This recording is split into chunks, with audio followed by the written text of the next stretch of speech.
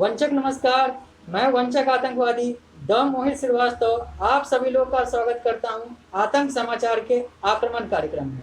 आक्रमण एक साक्षात्कार कार्यक्रम है जहां पर मैं अलग अलग लोगों से उनके विषय पे बात करता हूं और आज के हमारे इस आक्रमण कार्यक्रम में हमारे अतिथि हैं राष्ट्रीय लोक समता पार्टी के बिहार के मुजफ्फरपुर जिला के जिला अध्यक्ष श्री राजू कुशवाहा जी, जो एक अधिवक्ता भी हैं और ये रालोसपा राष्ट्रीय लोक समता पार्टी के मुजफ्फरपुर के जिला अध्यक्ष हैं। तो आज हम इनसे बात करेंगे कि राष्ट्रीय लोक समता पार्टी किस विचारधारा पे काम करती है, राष्ट्रीय लोक समता पार्टी का निर्माण श्री उपेंद्र कुशवाहा जी ने किस आधार पे किया था और बिहार चुनाव को लेकर ये पार्टी किस आधार पे अपने एजेंडे को फिक्स करेगी, अपने घोषणा पत्र को जारी करेगी और इनका भविष्य का क्या राजनीतिक प्लान है। तो आज मैं स्वागत करता हूं अपने इस कार्यक्रम में श्री राजू कुशवाहा जी का। नमस्कार। सबसे पहले आप हमें ये बताएं कि ये राष्ट्रीय लोक समता पार्टी, जो कि उपेंद्र कुशवाहा जो भारत के पूर्व केंद्रीय मंत्री भी रह चुके हैं, इन्होंने किस आधार पे इस राष्ट्रीय लोक समता पार्टी का नींव रखा था? देखिए, माननीय राष्ट्रीय अध्यक्ष श्री उपेंद्र कुशवाहा जी 2013 में राष्ट्रीय लोक समता पार्टी का गठन किया गया। उस समय जिस समय गठन हुआ उस समय नीतीश कुमार जी की सरकार थी। नीतीश कुमार जी के सरकार के टाइम में शिक्षा का बहुत ही बदहाल स्थिति था। इसके बाद चारों तरफ आतंक फैला हुआ था, बेरोजगारी चल रही थी। नीतीश कुमार जी को तो 15 साल का जो जंगल राज था, 15 साल का जो जंगल राज था, बिहार में जो आतंक फैला हुआ था, उसके खिलाफ में नीतीश कुमार जी को ये उनका सरकार का गठन किया गया। लेकिन उस पर खड़े नहीं खड़े उतरे माननीय राष्ट्रीय अध्यक्ष हमारे उपेंद्र कुशवाहा जी। जब इस चीज़ को देखे कि भाई नीतीश कुमार जी के आने के बाद भी बिहार का स्थिति जो है काफ़ी बदहाल स्थिति में है, शिक्षा व्यवस्था पूरी तरीके से चरमरा गई है, यहाँ पर लूट होने लगा, आतंक फैल गया। उसके बाद गरीब को न्याय नहीं मिल रहा था, गरीब भी पीड़ित हैं, उसको भी न्याय नहीं मिल रहा है। उसके बाद स्वास्थ्य व्यवस्था का भी स्थिति ठीक नहीं था। नीतीश कुमार जी के टाइम में एक चीज़ हम लोग देखे हैं कि सबसे ज़्यादा अगर बिहार में सबसे ज़्यादा बदहाली की स्थिति हुई है तो उसमें शिक्षा के स्तर, शिक्षा का जो स्तर है काफ़ी गिर गया है। आप स्कूल से लेकर के कहीं भी चले जाइए, आप सरकारी स्कूल में, तो सरकारी स्कूल में शिक्षा का क्या स्तर है? अच्छे टीचर नहीं हैं, पढ़ाई नहीं हो पा रही है, अब टीचर को समय पर वेतन भी नहीं मिल पा रहा है। बहुत बुरा स्थिति था, जिसके वजह से ये सब एक सोच के तहत और राष्ट्रीय लोक समता पार्टी का निर्माण किया। मतलब आपका ये कहना है कि राष्ट्रीय लोक समता पार्टी 2013 में पार्टी बनी, जो कि नीतीश कुमार के आपके हिसाब से जो कुशासन था उसके खिलाफ आपके राष्ट्रीय अध्यक्ष श्री उपेंद्र कुशवाहा जी ने इस पार्टी का निर्माण किया और ये पार्टी आगे बढ़ी। तो बात करते हैं कि ठीक है, आपने नीतीश कुमार को कहा कि उनका शासन कुशासन है, ठीक है। नीतीश कुमार की अगर हम बात करें, निजी तौर पे बात करें, तो उनकी पार्टी 2013 में ही 2014 के लोकसभा चुनाव से पहले वो राष्ट्रीय जनतांत्रिक गठबंधन से अलग हो जाती है, कारण जो भी हो। लेकिन मीडिया में ये आता है कि वो नरेंद्र मोदी के जलन के कारण नीतीश कुमार बाहर हो जाते हैं, क्योंकि वो नरेंद्र मोदी प्रधानमंत्री के पद के लिए वो घोषित कर दिए जाते हैं राष्ट्रीय जनतांत्रिक गठबंधन और भाजपा के द्वारा उम्मीदवार। तो बात आती है कि वहां पर जब नीतीश कुमार का जनता दल यूनाइटेड अलग हो जाता है तो उपेंद्र कुशवाहा का राष्ट्रीय लोक समता पार्टी राष्ट्रीय जनतांत्रिक गठबंधन, भाजपा के नेतृत्व वाले राष्ट्रीय जनतांत्रिक गठबंधन में शामिल हो जाता है। फिर वो आगे बढ़ता है, अपनी राजनीति को आगे बढ़ाता है। उपेंद्र कुशवाहा मंत्री भी बन जाते हैं, उसी सरकार में केंद्रीय मंत्री भी बन जाते हैं। लेकिन आगे चलते चलते जिस पार्टी के साथ उन्होंने गठबंधन किया था, जिस राष्ट्रीय जनतांत्रिक गठबंधन एनडीए के वो हिस्सा बने थे, बाद में उसी एनडीए से वो अलग हो जाते हैं और कहते हैं कि एनडीए तो ये है, एनडीए तो वो है, प्रधानमंत्री ये है, अमित शाह गृह मंत्री, उस समय गृह मंत्री नहीं थे, अमित शाह ये है, वो है, ये है, वो है। तो आप कहते हैं कि ठीक है नीतीश कुमार गलत है, भाजपा अच्छा है, भाजपा के नेतृत्व में आपने आगे बढ़ा, तो फिर आप राष्ट्रीय जनतांत्रिक गठबंधन से अलग क्यों? देखिए, उस समय की जो स्थिति बनी थी, हालांकि राजनीति में स्थिति परिस्थितियां बदलती रहती, उस समय जो स्थिति बनी थी शिक्षा को लेकर, उस समय भी हमारे माननीय राष्ट्रीय अध्यक्ष उपेंद्र कुशवाहा जी, आपको याद होगा कि केंद्र में मानव संसाधन विकास राज्य मंत्री के पद पर रहते हुए भी पटना में हम लोग शिक्षा व्यवस्था के खिलाफ में हम लोग पटना में रहे, हम लोग पहुँच गए। तो शिक्षा के सवाल पर तो हमारे राष्ट्रीय अध्यक्ष की सरकार में रहते हुए भी बिहार में शिक्षा के लिए तो आवाज उठाते रहे हैं, हमेशा आवाज उठाते रहे हैं। तो आपको नहीं लगता है कि वो जब राज्य मंत्री थे, केंद्रीय राज्य मंत्री थे, तो उनको आवाज उठाने की जगह तो उनको तो वो सत्ता, वो पावर मिली हुई थी, वो तो बदल सकते थे अगर उनको लगता था गलत है तो? देखिए, बदलने का जहाँ तक बात है, प्रयास तो कर ही रहे, प्रयास तो उनके तरफ से प्रयास किया जा रहा था। अब यहाँ पर उस समय शिक्षा मंत्री रहते हुए केंद्रीय विद्यालय का वहाँ से अपना मैंने क्योंकि उस पद पर थे, तो उनकी इच्छा थी कि यहाँ पर अधिक से अधिक केंद्रीय विद्यालय खुले, गरीब के बच्चे, जो साधारण लोग हैं, उनके बच्चे जो है वो शिक्षा, अच्छी शिक्षा का ग्रहण करें। लेकिन उस समय बिहार सरकार जमीन भी उपलब्ध नहीं करा पाई। इसके लिए भी हमारे राष्ट्रीय अध्यक्ष भी बराबर ये आवाज़ उठाते रहे हैं कि हम तो चाह रहे हैं कि केंद्रीय विद्यालय खुले, लेकिन नीतीश कुमार जी जमीन तक उपलब्ध नहीं करा, जिसकी वजह से यहाँ पर केंद्रीय विद्यालय नहीं। उनको तो इच्छा था कि हर जिला में, यहाँ पर पूरे बिहार में, क्योंकि शिक्षा व्यवस्था जो है, शिक्षा व्यवस्था का जो अभी बदतर स्थिति बनी हुई है, ये हमेशा प्रयासरत रहे हैं कि यहाँ पर केंद्रीय विद्यालय खुले, बच्चे शिक्षा ग्रहण करें, साधारण बच्चे जाएं और अच्छी शिक्षा मिले, लेकिन नीतीश कुमार की जमीन उपलब्ध नहीं था। इसके लिए हमेशा आवाज हमारे राष्ट्रीय अध्यक्ष उठाते रहे हैं, प्रेस मीडिया के माध्यम से भी उठाते रहे हैं। देखिए, आपने कहा कि वो नीतीश कुमार ये नहीं कर पाए, वो नहीं कर पाए, इसके कारण से उपेंद्र कुशवाहा अलग, मतलब उनके विरोध में बात करते गए। मेरा विश्लेषण ये कहता है, मेरा आकलन ये कहता है कि जब 2013 में इन्होंने पार्टी बनाया था और 2014 में ये राष्ट्रीय जनतांत्रिक गठबंधन से चुनाव लड़े थे, तो ये आगे बढ़ते गए। लेकिन जिस मुख्यमंत्री का डीएनए भाजपा ने बोला था कि खराब है, इसी मुजफ्फरपुर में बोला गया था कि इनका डीएनए खराब है, क्योंकि उस समय भाजपा गठबंधन जो थी वो उनके साथ चुनाव नहीं लड़ रही थी, वो इनके महागठबंधन में थे, राष्ट्रीय जनता दल में थे। फिर क्या होता है कि एक गजब का चुनावी और राजनीतिक उलटफेर होता है, और वही जो डीएनए खराब वाले जो आदमी थे, वही इस राम वाली पार्टी से जुड़ जाते हैं, जो कहते हैं कि हम राम की पार्टी हैं या भगवा पार्टी हैं या हिंदूवादी पार्टी हैं, उसी से जुड़ जाते हैं। और फिर क्या होता है कि जब वो जुड़ते हैं तो फिर उपेंद्र कुशवाहा को राजनीतिक तौर पे मिर्ची लग जाती है। उनको लगता है कि ये नीतीश कुमार जो है ये फिर आ गया मेरी पार्टी, मेरे गठबंधन में, तो फिर जो मेरी राजनीतिक हैसियत है वो कम हो जाएगी। और इस कम हो जाने के कारण से उपेंद्र कुशवाहा जो है ये दिल्ली जाते हैं, दिल्ली जाते हैं, फ़ोन पे बात करते हैं, जो भी बात करते हैं ये अमित शाह, प्रधानमंत्री, इन लोगों से बात करके चाहते हैं कि कुछ पॉलिटिकल बार्गेनिंग हो जाए। लेकिन भाजपा को लगता है, ये मेरा विश्लेषण है कि भाजपा को लगता है कि जनता दल यूनाइटेड ज़्यादा बेहतर है, उसके पास ज़्यादा वोट बैंक है राष्ट्रीय लोक समता पार्टी की तुलना में, तो वो इनको वैल्यू नहीं देती है। ये घूमते रहते हैं कि कुछ कर लो, कुछ कर लो, कुछ पॉलिटिकल बार्गेनिंग कर लो, लेकिन भाजपा इनके साथ बार्गेन करने को तैयार नहीं होती है। यहाँ तक कितने रिपोर्ट ये भी आए हैं कि अमित शाह ने उनसे बात करने के लिए समय तक नहीं दिया, जबकि ये उसी कैबिनेट में राज्य मंत्री रह चुके हैं, केंद्रीय राज्य मंत्री रह चुके हैं।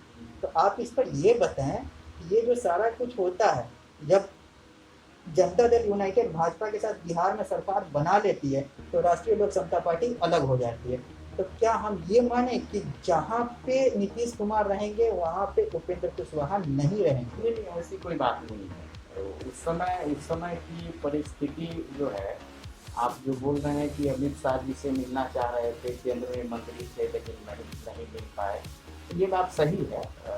इसके माध्यम से या जैसे भी हो, हमारे राष्ट्रीय अध्यक्ष भी उस समय मिलना चाह रहे थे, बात करना चाह रहे थे, लेकिन अब देखिए राजनीति में है, सबसे बड़ी बात है कि मान सम्मान। हमारे राष्ट्रीय अध्यक्ष जी मान सम्मान के साथ समझौता नहीं करते। अब वो चाह रहे थे कि मिल के बैठ के बात करें, इस पर एक कुछ निदान निकले, लेकिन अमित शाह जी उस समय नहीं दिए, इनके पास भी मजबूरी हो गई, और बार बार इस टाइप से हो रहा था कि हाँ टाइम दे रहे हैं लेकिन फिर टाइम नहीं मिल पा रहा था। इसके वजह से वहाँ पर हमारी पार्टी की अनदेखी तो की गई, ये बात तो सही है, इस बात को हम लोग भी मानते हैं, वहाँ पर अनदेखी की गई, और उसका परिणाम ये हुआ कि हम लोग वहाँ से हट गए, वहाँ से हट गए। तो यही था कि जैसे आपकी पार्टी और लोक जनशक्ति पार्टी, चिराग पासवान, रामविलास पासवान की पार्टी को जो भी राजनीति को सही तरीके से समझता है, राजनीति को सही तरीके से देखता है, वो ये आराम से विश्लेषण कर सकता है कि ये नीतीश कुमार के खिलाफ है, निजी तौर पे हो या पॉलिटिकल तौर पे हो, ये दोनों पार्टी खिलाफ। लोक जनशक्ति पार्टी की भी बात कर रहे हैं और आपकी पार्टी की। हम लोग नीतीश कुमार के खिलाफ नहीं है, उनका जो नीति है, उनका जो क्रियाकलाप है, उनका जो सरकार चलाने का जो ढंग है, उसका हम लोग खिलाफ करते हैं। अब आम जनमानस में, आम लोगों के बीच में आप चले जाइए, अभी स्वास्थ्य का क्या स्थिति बना हुआ है, स्वास्थ्य व्यवस्था जो है, आप चले जाइए हॉस्पिटल में, तो हॉस्पिटल में दवा नहीं मिल पा रहा है, भ्रष्टाचार चरम पर है। किसी भी ऑफिस में आप चले जाइए, चाहे ब्लॉक स्तर से लेकर के जिला स्तर तक, भ्रष्टाचार इस कदर बढ़ा हुआ है कि बिना पैसा का काम नहीं होता। उसके बाद आप देख लीजिए क्राइम के मामले में, आप देख लीजिए बराबर लूट, हत्या, बलात्कार हो ही रहा है। पहले लोग बोलता था कि लालू यादव जी की जब सरकार थी, राजद की सरकार थी, 4 बजे 5 बजे के बाद लोग डर जाते, घर से नहीं निकल पाते, लेकिन नीतीश कुमार जी के टाइम में तो 5 बजे के पहले ही हम देख रहे हैं कि हत्या हो रही है, छीना झपटी हो रही है, बैंक रॉबरी हो रहा है। क्राइम के मामले में भी तो इनका स्थिति ठीक नहीं है अभी बिहार की। और शिक्षा का तो स्तर इतना गिर गया है, अब टीचर लोग खाना बनाने में लगे हुए हैं, बच्चे को पढ़ाने की चिंता नहीं है, उनको खाना बनाने का चिंता है, खाना खिलाने का चिंता है। तो ये सब जो व्यवस्था है, इसका हम लोग और हमारी पार्टी और राष्ट्रीय अध्यक्ष जी इसका जो है ना ये करते हैं कि भाई इसमें सुधार हो। कैसे सुधार हो? अगर हमारी सरकार आती है तो हम लोग, हमारे राष्ट्रीय अध्यक्ष जी अभी बोले हैं कि शिक्षा को लेकर के हम लोग को चलना है, और शिक्षा को लेकर के ही हम लोग अपना पार्टी को मुख्य रूप से हम लोग का शिक्षा पर जोर देना है। बिल्कुल, शिक्षित बिहार, तब ये सबका कल्याण। क्योंकि आपने किसान और नौजवान की बात की है, वो नौजवान मतलब शिक्षा, रोजगार। हमारा जो अभी ये चल रहा है, उसमें हमारे राष्ट्रीय अध्यक्ष जी का ये है कि पढ़ाई, दवाई, कमाई, सिंचाई, ये नारा लेकर के हम लोग की पार्टी चल रही है, और इसी पर हम लोग काम भी करेंगे। जनता के बीच में भी हम लोग जाएंगे, तो इसी सब मुद्दों को लेकर के हम लोग जाएंगे। ठीक है, हम आते हैं बिहार चुनाव पे, हम अगला क्वेश्चन पूछेंगे, लेकिन उससे पहले थोड़ा सा मेरा नेशनल क्वेश्चन एक और है। राजनीति दिल से बोलिए कि कब पवित्र होगी? क्या आपको लगता है कि उपेंद्र कुशवाहा अगर उसी गठबंधन में, महागठबंधन में परसों तक थे, 4 दिन पहले तक थे तो बहुत अच्छी थी, उससे पहले राष्ट्रीय जनतांत्रिक गठबंधन में थे तो बहुत अच्छा था, जब बाहर निकल गए तो वो खराब हो गया। कोई पार्टी बाहर निकलती है तो वो पार्टी, दूसरी पार्टी खराब हो जाती है, जहाँ जाती है वो पार्टी दूध की धूली हो जाती है। तो ये सब चीज जो है, ये अगर हम कहते हैं राजनीतिक तौर पर ये जो दोगलापन है राजनेताओं का, इसको हम कब सुधारेंगे? कब जनता को लगेगा कि नहीं ये इंसान जो है, चाहे वो उपेंद्र कुशवाहा हो, चाहे वो नरेंद्र मोदी हो, चाहे वो अमित शाह हो, चाहे वो वामपंथी हो, चाहे वो तृणमूल हो, चाहे वो AIADMK हो, चाहे वो नीतीश कुमार हो, चाहे वो चिराग पासवान हो, इन लोगों के बीच में वो वाला भावना कब जनता का जागेगा कि हाँ, राजनीति जो है, ये जो बोल रहा है वो दिल से सही बोल रहा है। अगर इसके खिलाफ कोई भी बात होगी, जो ये बोल रहा है, अगर उसके खिलाफ कोई भी बात होगी तो ये नैतिक तौर पर वहाँ से इस्तीफा दे देगा। ये चीज़ कब होगी? राजनीति पवित्र कब? देखिए, आप जो बोल रहे हैं कि कभी इस पार्टी में फिर अगले पार्टी में, और वो पार्टी खराब हो जाती है जिस पार्टी से लोग निकलते हैं। ये सबसे बड़ी बात है कि हमारे राष्ट्रीय अध्यक्ष माननीय उपेंद्र कुशवाहा जी कल प्रेस कॉन्फ्रेंस में भी बोल रहे थे कि मंजिल पाने के लिए रास्ता बदलना पड़ता है। हम लोग का जो मंजिल है, हमारे राष्ट्रीय अध्यक्ष जी का जो मंजिल है, वो गरीब का कल्याण चाहते हैं। साधारण बच्चे की अच्छी शिक्षा कैसे मिले, उसके लिए प्रयासरत है। किसान के खेत में पानी कैसे पहुंचे, सिंचाई व्यवस्था कैसे सुदृढ़ हो, उसके लिए प्रयासरत है। आम जनता से जुड़ा हुआ जो मामला है, आम जनता से जुड़ा हुआ जो समस्याएं हैं, उसका निदान कैसे हो, उसका निदान ढूंढने के लिए हमारे राष्ट्रीय अध्यक्ष या हमारी पार्टी रास्ता स्पष्ट बता। सब तो यही बोलते हैं, सब आम आदमी पार्टी आती है तो यही बोलती है कि हम भ्रष्टाचार के खिलाफ हैं। जनता दल यूनाइटेड कहती है हम 7 निश्चय लेकर आए हैं। भाजपा कहती है कुछ और, वामपंथी आते हैं तो कुछ और कहते हैं।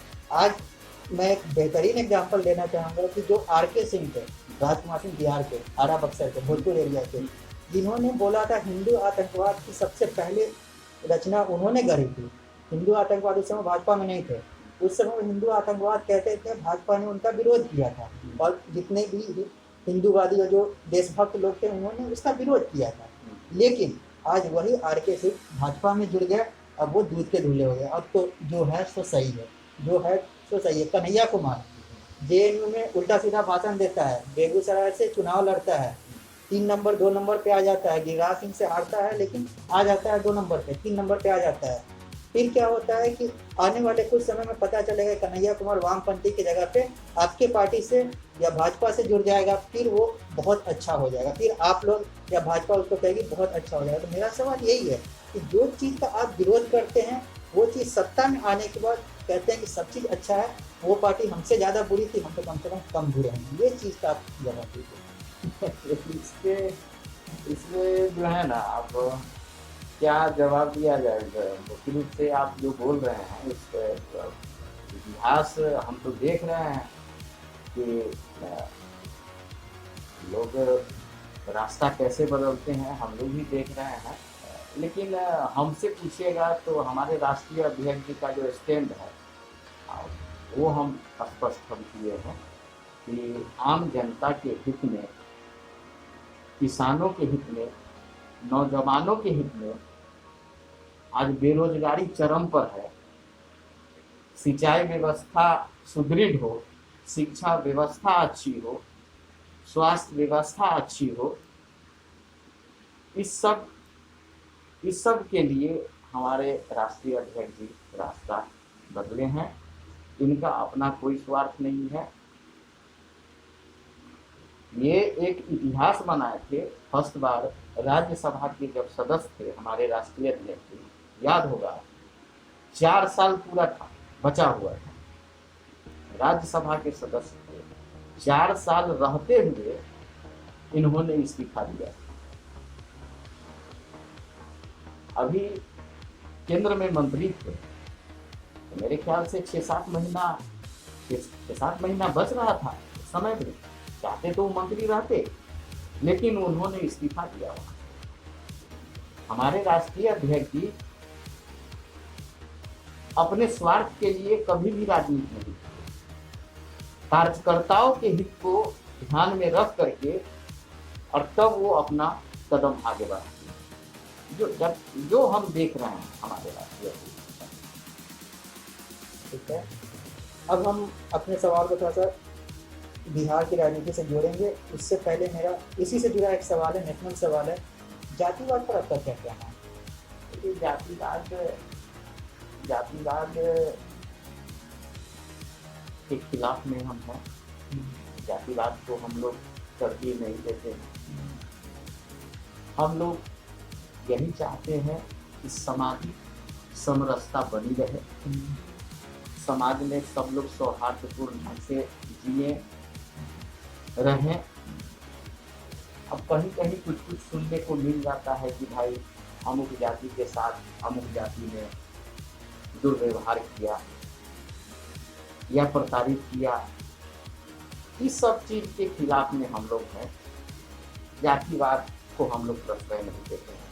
मतलब आप लोग ये नहीं मानते कि कोई बुनियाद, कोई ब्राह्मण, कोई कुशवाहा, कोई ये वो कुछ नहीं? जी नहीं। बहुत अच्छी बात है। अब इसी से मेरा सवाल, यही हम जानना चाहते थे, यही हम पूछना चाहते थे। इसी से अब राष्ट्रीय लोक समता पार्टी और बिहार से जुड़ा हुआ सवाल। जब उपेंद्र कुशवाहा, माननीय उपेंद्र कुशवाहा बिहार की राजनीति में जब राजनीति करते हैं तो उनको नीतीश कुमार और अपने में समान जाति और समान वोट बैंक दिखता है।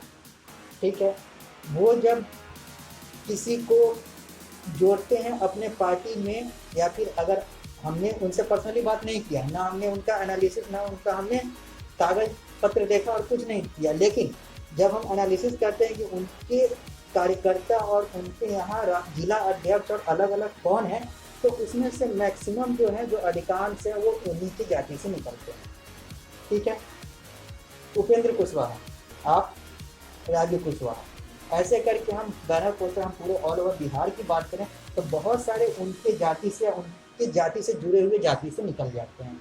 तो क्या ये जातिवाद नहीं है? और आपको नहीं लगता कि नीतीश कुमार का विरोध वो सिर्फ जाति के आधार पर करते हैं? अगर वो दलित होते या फिर सवर्ण होते तो वो नीतीश कुमार का विरोध नहीं करते। नीतीश कुमार चूंकि जाति की बात करें तो कुर्मी और ओबीसी जाति से आते हैं, इसलिए वो इनका विरोध करते हैं। बताइए। नहीं, देखिए, सबसे बड़ी बात है, आपने जो बोला कि कुशवाहा जाति से हैं हमारे राष्ट्रीय अध्यक्ष और आप जिला अध्यक्ष यहाँ पे कुशवाहा हैं, ऐसी बात नहीं है। हमारी पार्टी में सारे जाति और धर्म के लोग हैं। आप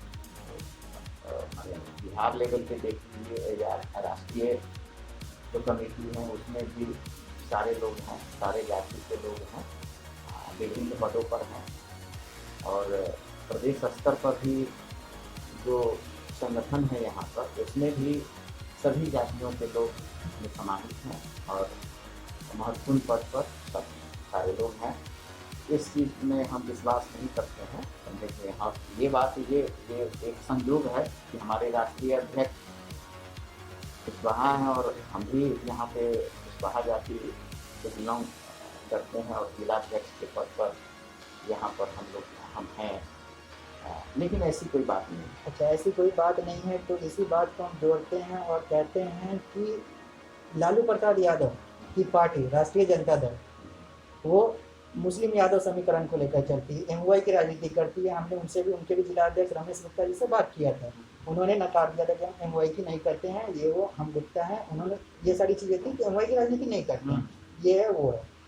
अब बात करते हैं कि कांग्रेस के जिला अध्यक्ष जी से मेरी बात हुई थी, उन्होंने भी बोला था कि हम धर्म निरपेक्षता की बात करते हैं, जाति निरपेक्षता की बात करते हैं। अलग अलग पार्टी में जाकर हम बात किए थे अलग अलग चीज़ों का, सब लोगों ने बोला। लोजपा से जब मेरी बात हुई थी तो उन्होंने बोला कि हम दलित की बात नहीं करते हैं, हम सारे लोगों की बात करते हैं।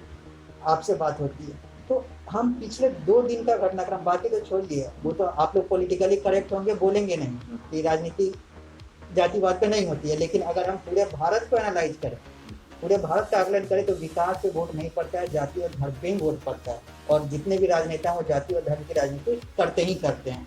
आप नहीं मानेंगे क्योंकि आप एक राजनीतिक पद पे हैं, हम इसको बोलेंगे क्योंकि हम एक मीडिया हाउस से हैं। सही हो गलत हो वो अलग बात है, लेकिन हमको यही लगता है।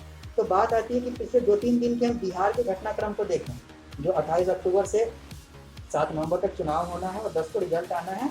इसकी घटनाक्रम को देखें, पिछले 2 दिन का तो भारतीय जनता पार्टी जो है, राष्ट्रीय जनतांत्रिक गठबंधन, वो हम जीतन मांझी की हम हिंदुस्तानी आवाम मोर्चा सेकुलर और लोजपा, इन दोनों दलित को जोड़ती है ताकि उनका जो दलित वोट बैंक है वो सुरक्षित रहे। हम के आने से थोड़ा सा भारतीय जनता पार्टी का लोजपा के प्रति उतना ज़्यादा रुझान नहीं रहा है, क्योंकि लोजपा अगर बागी बने भी हुए हैं तो उतना वैल्यू नहीं दे रहे हैं, क्योंकि उनको लगता है कि शायद लोजपा से ज़्यादा हम और बाकी जो छोटे मोटे पार्टी हैं वो इनके वोट बैंक को खींच लेंगे। राष्ट्रीय जनतांत्रिक गठबंधन की बात होगी, महागठबंधन की बात करें तो महागठबंधन में दलित समुदाय से बहुत सारी चीज़ें जुड़ी हुई है। कोई चौधरी बन जाता है प्रदेश अध्यक्ष, तो कोई चौधरी बन जाता है किसी पार्टी के, जनता दल यूनाइटेड एक अशोक चौधरी को बनाते हैं, तो महागठबंधन वाले और कांग्रेस वाले दूसरे चौधरी को बनाते हैं, ताकि हम दलितों की राजनीति कर सके, दलितों को अपने तरफ ले जा सके। आपकी पार्टी की बात करते हैं, आपकी पार्टी ने कल बहुजन समाज पार्टी, जो राष्ट्रीय स्तर पर कहती है कि हम दलितों के सबसे बड़े मसीहा हैं, मायावती की बहुजन समाज पार्टी जो नेशनल पार्टी है, आपको राष्ट्रीय पार्टी है वो तो नेशनल पार्टी है, बसपा नेशनल पार्टी है, तो आप दोनों गठबंधन कर लेते हैं। और गठबंधन हम क्यों ना कहें कि आपने बसपा के साथ इसलिए गठबंधन किया है क्योंकि वो दलित वोट बैंक की बात करती है। पप्पू यादव ने 2 दिन पहले एक गठबंधन बनाया, उसमें गठबंधन में किसको लिया, तो चंद्रशेखर आज़ाद की पार्टी को। चंद्रशेखर आज़ाद की पार्टी दलितों की पार्टी, तो जो भी राजनीति में गठबंधन बन रहा है उसमें तो दलित एंगल आ ही रहा है, जातिवाद एंगल आ ही रहा है। इसका क्या कहना, आप अपनी पार्टी के बारे में बताएं कि बसपा के साथ आप क्यों जुड़े, दलित एंगल नहीं? देखिए, वहाँ दलित एंगल की बात आप कर रहे हैं, उसको भी माना जा सकता है, लेकिन यहाँ पर विचारधारा जो है, पूर्व मुख्यमंत्री बसपा सुप्रीमो मायावती जी रही हैं वहाँ, उनका विचारधारा और हमारे राष्ट्रीय अध्यक्ष जी का जो विचारधारा है वो समान रूप से नहीं, जिसके वजह से हम लोग का गठबंधन। पता नहीं, आप लोग जब जुड़ते हैं तो विचारधारा मिल जाता है, जब अलग होते हैं तो विचारधारा अलग हो जाता है। जब भाजपा के साथ जुड़ते हैं तो वो विचारधारा अच्छा है, जब महागठबंधन के साथ 4 दिन पहले तक थे तो आप तेजस्वी को, आपके राष्ट्रीय अध्यक्ष तेजस्वी को कह रहे थे कि ये हमारा नेता है, ये हमारा नेता है। जब देखे कि तेजस्वी ने इनको वैल्यू नहीं दिया, अपना नहीं, आप यहाँ पर हम खंडन करें, बताए राष्ट्रीय अध्यक्ष जी कभी भी ये नहीं माने हैं कि तेजस्वी यादव हमारे नेता, ठीक है, इसका हम खंडन करते हैं। वो अपने पार्टी के नेता हो सकते हैं, महागठबंधन के नेता नहीं। हमारे राष्ट्रीय अध्यक्ष जी हमेशा से ये बात दिखाते रहे हैं कि भाई बैठ करके सारे पार्टी महागठबंधन के जितने भी घटक दल हैं सारे बैठ करके एक निर्णय हो, क्या करना है, कौन नेता बनेंगे, कौन मुख्यमंत्री के चेहरा होंगे। ये जो आपने कहा कि हमारे राष्ट्रीय अध्यक्ष जी उनको नेता मानते हैं, नहीं, इसका मैं खंडन करता हूँ। तो मतलब तेजस्वी को नेता नहीं, वो अपने दल के नेता हो सकते हैं, मतलब गठबंधन के नेता नहीं। तो आपकी पार्टी नहीं मानती है, अब कांग्रेस जो भारत की सबसे पुरानी पार्टी है वो उनको अपना सीएम कैंडिडेट मान लेती है, आखिर क्या चल क्या रहा है राजनीति? कांग्रेस पार्टी आप किस आधार पे मान रही है वो तो उनका अंदर का मामला है, लेकिन हमारे राष्ट्रीय अध्यक्ष जी तो नहीं माने, वो तो नहीं माने। ठीक है, मतलब आप उनका, हमारे राष्ट्रीय अध्यक्ष जी का ये कहना है, हम लोग का नारा है, हम लोग सबसे ज्यादा हमारी पार्टी, हमारे राष्ट्रीय अध्यक्ष की शिक्षा पर जोर देकर के चल रहा है। अब तेजस्वी यादव, तेज प्रताप यादव, आपको भी जानकारी होगी कि मैट्रिक भी पास नहीं, हमारे राष्ट्रीय अध्यक्ष जी का कहना है कि जो मैट्रिक भी पास नहीं कर सकते वो शिक्षा की बात क्या करनी। आज समाज, आप जातिवाद के बारे में अध्ययन करें, आज समाज जागृत हो जाए, शिक्षित हो जाए, कहीं कोई जातिवाद नहीं। ये शिक्षा जो है, आज ये जो भी देख रहे हैं यहाँ पर लूट है, बेरोजगारी है, या जो भी कुछ यहाँ पर घटना घटित हो रही है उसके जड़ में जो है शिक्षा, अशिक्षित समाज है।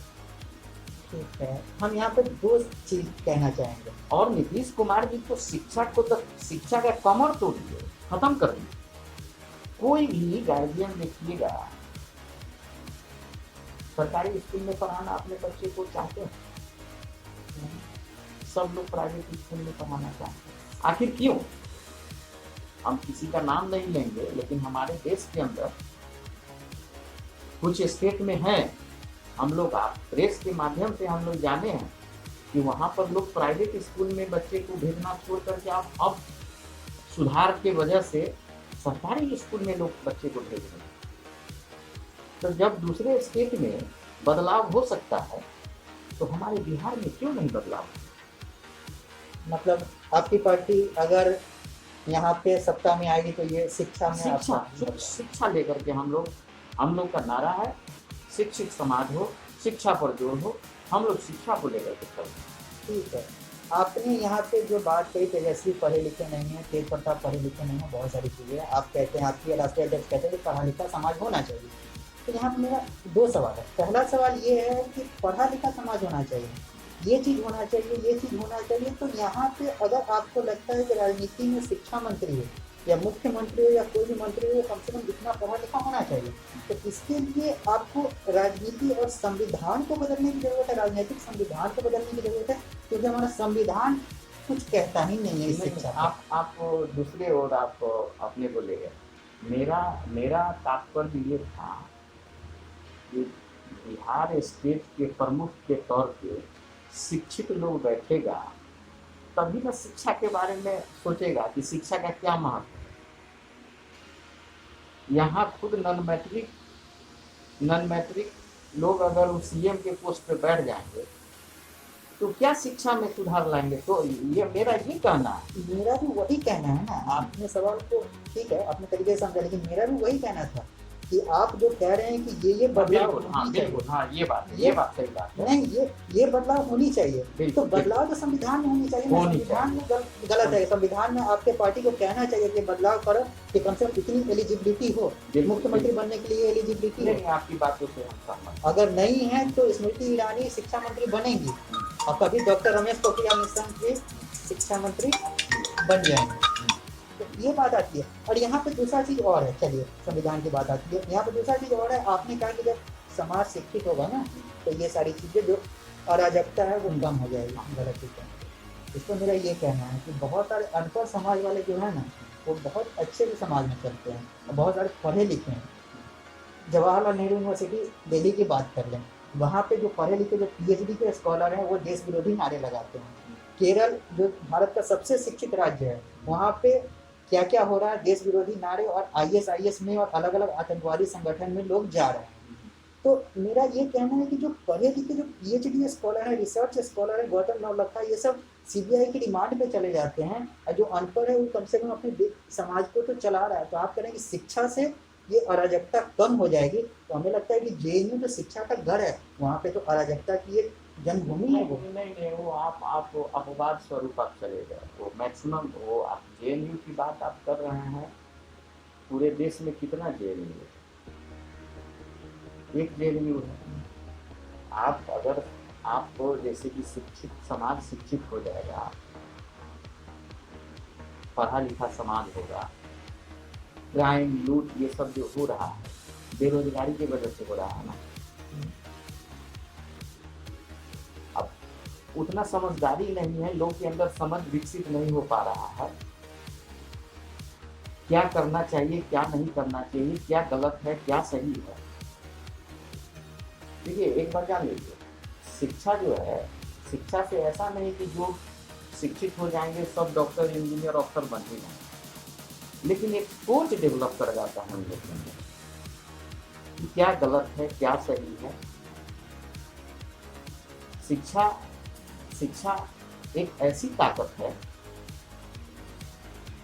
हम तो यही देखते आ रहे हैं, शिक्षा एक ऐसी ताकत है कि एक समाज पूरा परिवर्तित हो जाता है शिक्षा के माध्यम से। यहाँ पर हम देखिए, आपको हम बता रहे हैं, जेएनयू की बात आप कर रहे हैं। जेएनयू की बात है, पूरे हिंदुस्तान में एक जेएनयू है। देश की जनसंख्या अरब में है। अब जेएनयू में, अब जेएनयू का बात अब उठा रहे हैं कि वहाँ जाते हैं, फिर उसके बाद पढ़े लिखे हैं, स्कॉलर हैं, पीएचडी होल्डर हैं, फिर वहाँ पर नारा लगाते हैं। ये सब एक अलग बात हो गया, वो पॉलिटिकल बात हो गई। शिक्षा से कोई मुंह नहीं मोड़ सकता है, हम बता रहे हैं। आज अशिक्षित समाज है, प्रताड़ना किसको झेलना पड़ता है? प्रताड़ित कौन होते हैं? जो अशिक्षित हैं वो प्रताड़ित होते हैं। जो अशिक्षित हैं, प्रताड़ना उनको झेलना पड़ता है। ठगने वाले ठग रहे हैं, अशिक्षित हैं उनको ठग रहे हैं। शिक्षा जो है, शिक्षा बहुत बड़ी समाज की एक ताकत है। समाज को आगे बढ़ने का बहुत बड़ा फंडा है। इस चीज को आप समझ। नेल्सन मंडेला ने भी बोला था कि शिक्षा एक वो हथियार है जिससे हम दुनिया को बदल सकते हैं, और अलग अलग लोगों ने शिक्षा को क्रांति ही बताया।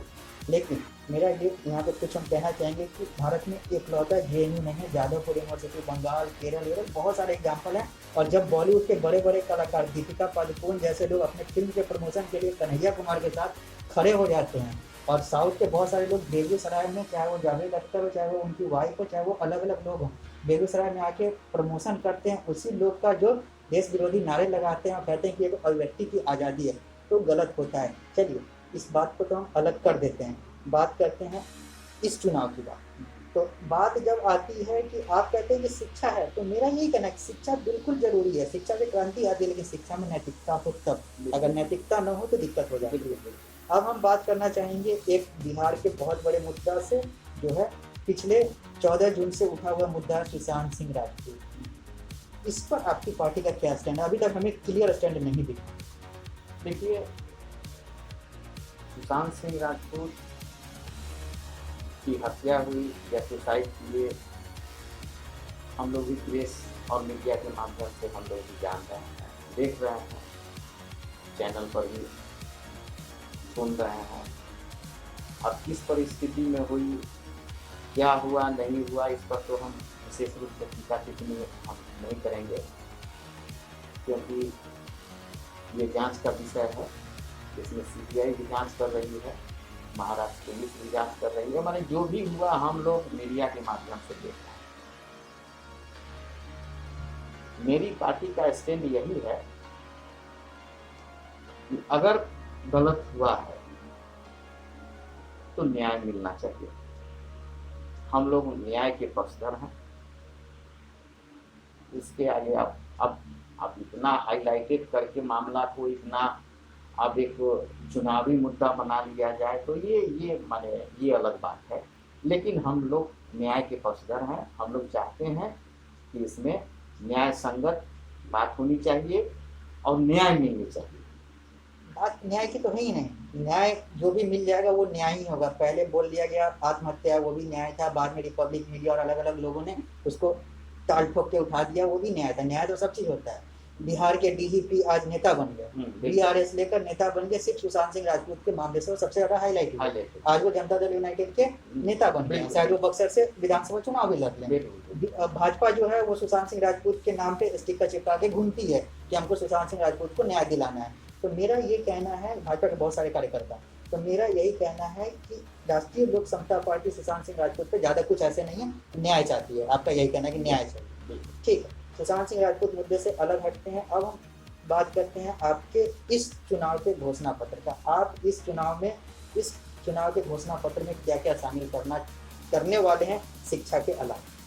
देखिए, हम लोग इस चुनाव में उतरेंगे, इसमें पढ़ाई, कमाई, सिंचाई, इन्हीं सब मुद्दों को लेकर के हम लोग चुनाव में, बेरोजगारी दूर करना है, स्वास्थ्य व्यवस्था में सुधार लाना है,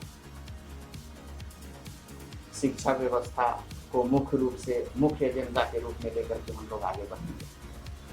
ठीक है, बाकी जो घोषणा पत्र आएगा तो हाँ, उसमें पूरा डिटेल्स आ जाएगा। ठीक है। अब मेरा ये कहना है कि ठीक है, राष्ट्रीय जनतांत्रिक गठबंधन एक मोर्चा हो गई, जिसके बिहार के लिए सीएम कैंडिडेट हैं नीतीश कुमार एनडीए के।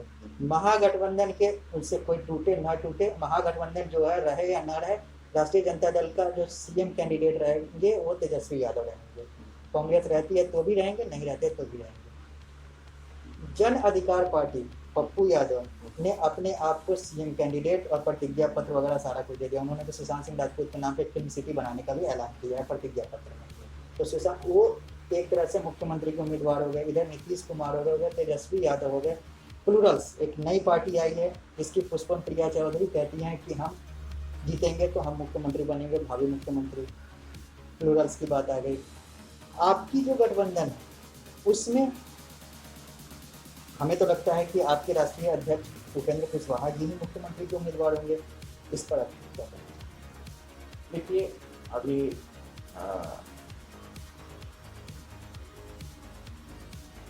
बसपा सुप्रीमो सुश्री मायावती जी का भी प्रेस कॉन्फ्रेंस हुआ है, तो उसमें उन्होंने स्पष्ट कहा है कि अगर हमारी गठबंधन की सरकार बनती है, हमारी गठबंधन अगर जीतती है, तो राष्ट्रीय लोक समता पार्टी के राष्ट्रीय अध्यक्ष माननीय उपेंद्र कुशवाहा जी को सीएम के रूप में वो माने बोली है कि हम सीएम के रूप में उनको मानेंगे। ठीक है, हम उम्मीद भी करते हैं कि आप 243 में से कम 122 है उससे ज़्यादा जीते, ताकि आपकी सरकार बने। लेकिन अगर नहीं बनती, अगर उतना नहीं जीतते हैं, एक नकारात्मक पहलू पर लेकर चलते हैं, अगर उतना नहीं जीतते हैं तो क्या आप पोस्ट पोल अलायंस करेंगे? क्या आप चुनाव के बाद किसी और तो समय और परिस्थिति बताएगा कि उस समय क्या हम लोग को करना है। अभी हम लोग कैसे बोलेंगे, अब वो तो राजनीति है, तो रालोसपा भी करती है, ये सब करते हैं। ठीक, तो अब मेरा आखिरी एक आध प्रश्न बचा हुआ है। मेरा जो आतंक समाचार है वो एक अभियान चला रहा है हिंदू राष्ट्र भारत का। ठीक है, ये सवाल हम हर साक्षात्कार में सब लोग से पूछते हैं, ये इस चुनाव से जुड़ा हुआ नहीं, जनरल सवाल है। आतंक समाचार एक अभियान चला रहा है हिंदू राष्ट्र भारत का। आतंक समाचार चाहता है कि भारत को आधिकारिक तौर पर हिंदू राष्ट्र घोषित कर दिया जाए। क्यों किया जाए? क्योंकि जब दुनिया में 50 से ज़्यादा मुस्लिमों का देश है जो इस्लाम के नाम पे चलता है, देश की पहचान इस्लाम के नाम पे, चाहे वो सऊदी अरब हो, चाहे वो ईरान हो, चाहे वो बैरिन हो, चाहे वो अलग अलग देश हैं। दुनिया में 50 से ज़्यादा ईसाइयों के देश हैं। यहूदियों का भी इजराइल बना हुआ है, बौद्ध का म्यांमार बना हुआ है, बौद्ध श्रीलंका में चलता है। हिंदुओं का इकलौता देश जो था आधिकारिक तौर पे जो हिंदू राष्ट्र था, नेपाल था, वो भी आज के डेट में वामपंथी चीनी वामपंथियों ने खत्म कर दिया उसको। आज वहाँ पे वामपंथी सरकार है। तो मेरा आतंक समाचार ये अभियान चला रहा है, लोगों से ये पूछ रहा है कि क्या आप आतंक समाचार के इस अभियान के साथ हैं कि भारत को आधिकारिक रूप से हिंदू राष्ट्र बना देना चाहिए? देखिए, हमारे संविधान में ही स्पष्ट ये दिया गया है कि हिंदुस्तान जो है एक धर्मनिरपेक्ष राष्ट्र है। यहाँ सभी जाति धर्म के लोग जो हैं वो समाहित हैं और सभी मिलजुल करके हिंदुस्तान में रहें। अब जो संविधान में ही लिखा हुआ है तो उसके अनुसार हम लोग चल रहे हैं और बहुत ही अमन चैन से हिंदुस्तान में लोग रह भी रहे हैं, ऐसी कोई बात नहीं है। ये अपने आप में आपने जो बोला है कि बहुत सारे राष्ट्र ऐसे हैं कि बौद्ध राष्ट्र हैं, चाहे यहूदी राष्ट्र हैं या क्रिश्चियन राष्ट्र हैं, ठीक है, सारी बात को हम लोग जान रहे हैं, समझ रहे हैं, लेकिन अपने आप में हिंदुस्तान जो है एक मिसाल है पूरे वर्ल्ड में। यहाँ पर सभी जाति धर्म समुदाय के लोग यहाँ पर रह रहे हैं, ये अपने आप में एक मिसाल है।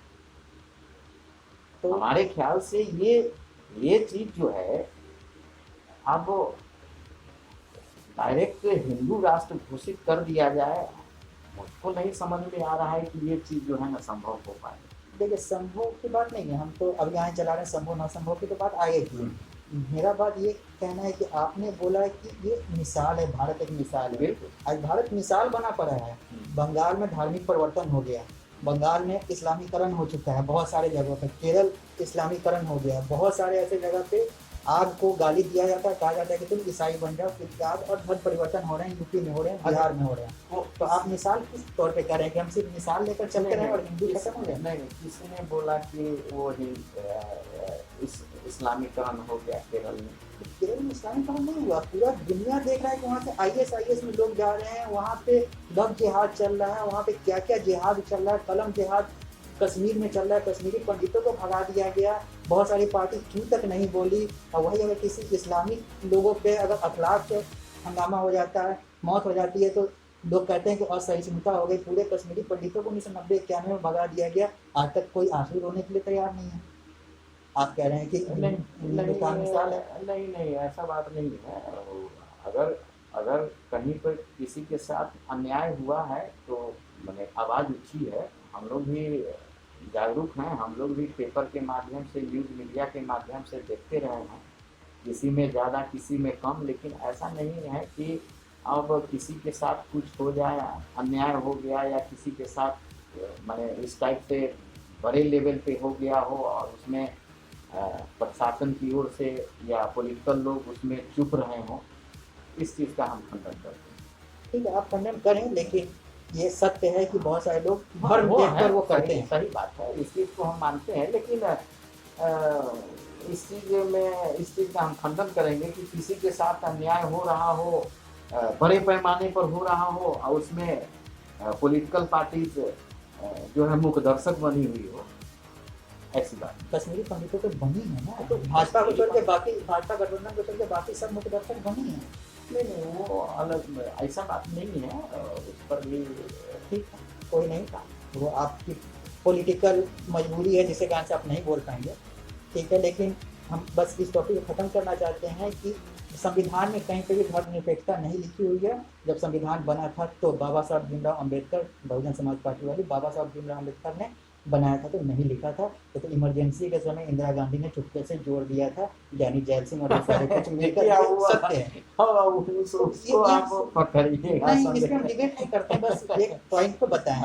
ठीक, अब ठीक है, हिंदू राष्ट्र भारत के आप पक्षधर नहीं हैं, बात करते हैं, लेकिन हिंदू राष्ट्र भारत का मेरा कहने का मतलब ये नहीं था कि सिर्फ हिंदू ही रहे, हिंदू बहुल हो, बाकी जो धर्म रहना चाहे वो रहे, ठीक है। बाकी इस्लामिक देश में भी बाकी धर्म रहते हैं। मेरा आखिरी सवाल आपसे ये है कि आप मेरे समाचार चैनल के माध्यम से जनता को क्या संदेश देना चाहेंगे? हम जनता को यही संदेश देना चाहेंगे कि हम अपनी पार्टी की ओर से, अपने संगठन की ओर से बिहार का जो बदहाल स्थिति है, शिक्षा व्यवस्था गिरा हुआ है, बेरोजगारी चरम पर है, किसानों के बीच में हाहाकार मचा हुआ है, किसानों के बीच में भी कोई काम नहीं हो रहा है, स्वास्थ्य व्यवस्था भी बहुत ही बुरा स्थिति है पूरे बिहार का, हॉस्पिटल का।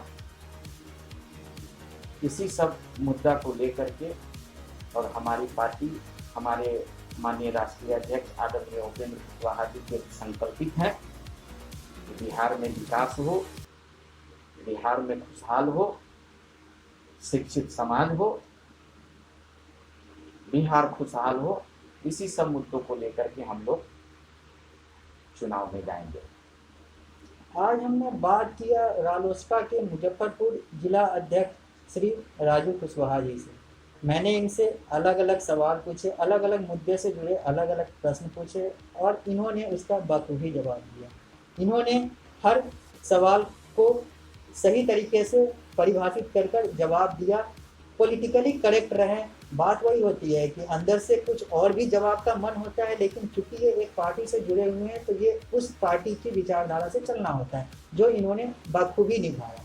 तो मैं श्री राजू कुशवाहा जी को ये शुभकामनाएं देना चाहूँगा और इनसे ये कहना चाहूँगा कि आतंक समाचार आपको ये शुभकामना देता है कि आप रालोसपा में बहुत आगे से आगे बढ़ें और हो सके तो इस आने वाले बिहार विधानसभा चुनाव में आप रालोसपा से मुजफ्फरपुर के उम्मीदवार बने। और इसी शुभकामना के साथ मैं इस साक्षात्कार को खत्म करता हूँ। नमस्कार।